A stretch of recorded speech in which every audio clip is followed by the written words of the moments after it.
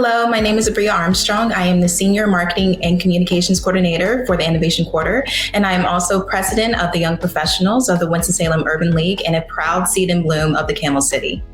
One of the most important ways to build trust around the COVID-19 vaccine, particularly as we're thinking about our marginalized communities, is through advocacy, or you could think of it as representation. So it's important that key members and stakeholders within the Black and Browns, and especially within our different marginalized community, whether it's via race, ethnicity, or even socioeconomic status, that major stakeholders within each of those groups goes ahead and takes this sort of leadership role in terms of taking the vaccine ahead of the curve and using their sort of life example and lived experience to say, hey, I have taken this vaccine. I am here. I'm thriving because I've taken this vaccine.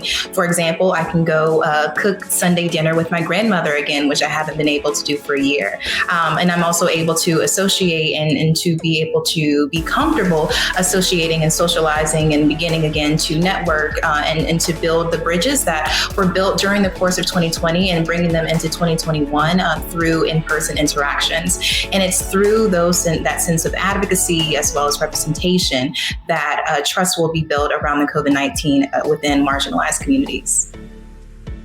I'm fortunate enough to work for a healthcare system, Wake Forest Baptist Health, and therefore I had the privilege of being one of the first people, particularly within my family, to be able to receive the COVID-19 vaccine.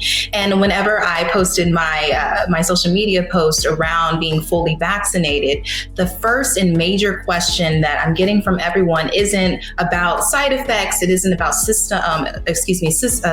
rather.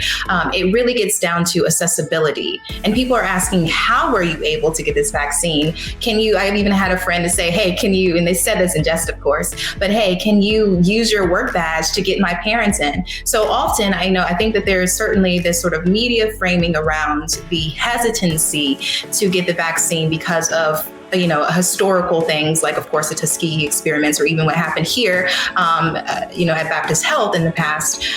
What it comes down to is really about this idea that it's all about access. And so it's about making sure that people have the information that they need in order to get plugged into the pipeline of being signed up for the vaccine. So at this point, it's really just a matter of making sure that marketing and communications is intentional about using the channels of communication that are already existing within those populations in order to disseminate how people can, again, get plugged into this pipeline for the COVID-19 vaccine.